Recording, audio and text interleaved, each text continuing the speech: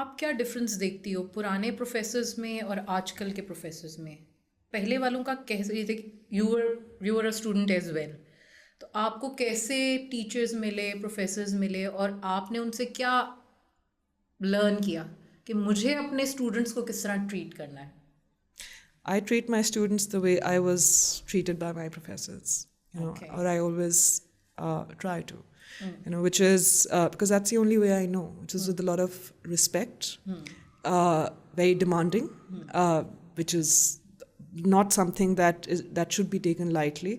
I don't take it lightly. I demand nothing but excellence from my students, based on their capacity, not based on my understanding, right? So there is not one way of teaching everyone, so it's I think یہ approach پہلے سے اور اب کی جو ہے وہ یہ تھوڑی سی فرق ہے کہ پہلے آپ کو ڈنڈے مار کے سب کو ایک ہی سبق پڑھایا جاتا تھا. اب میرا خیال ہے اپروچ وہ ہے کہ there is more of an understanding even on the teacher's part, where you understand کہ ایک کلاس روم میں اگر کوئی مچھلی ہے اور کوئی بکری ہے تو آپ دونوں کو چلنا نہیں سکھا سکتے. So it's I think that learning but has also taken place at the teaching level. کہ اب جو ہماری لائف ہے آگے، لڑکیوں کو، خواتین کو، وومن کو فائنینشلی بھی سیکیور ہونا چاہیے، پروفیشنلی بھی سیکیور ہونا چاہیے، کیونکہ اب وہ والے حالات نہیں ہیں کہ آپ ایک مرد پہ ڈپینڈ کرتے رہیں یا آپ کی شادی ہوگی تو بس جی اب سب کچھ ہسبینڈ نہیں کرنا ہے.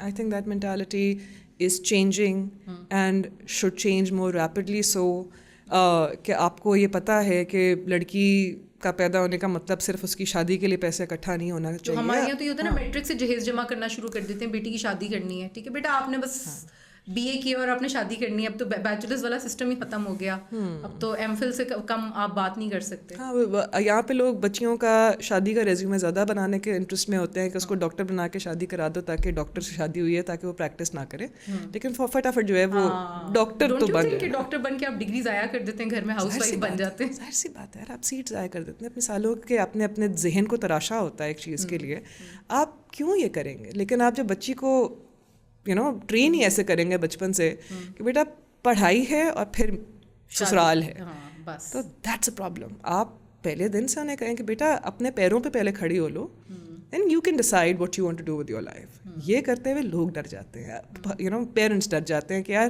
ان کو زیادہ اسپائن مل گئی، ہاں تو پتہ نہیں شادی ہو نہ ہو، گھر چلے نہ چلے. لوگوں کا ڈر جو ہے نا، اس کی وجہ سے زیادہ آئی تھنک ہنڈرنس ہوتی ہے.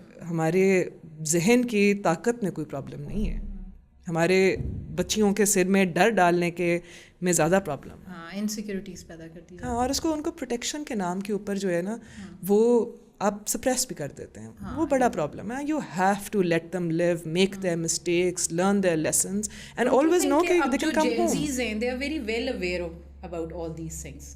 چاہے لڑکیاں ہیں لڑکی ہیں، وہ زیادہ اویئر ہیں، ہماری جنریشن سے زیادہ وہ اویئر ہیں، ان کو پتہ ہے ہمارے کیا گولز ہیں.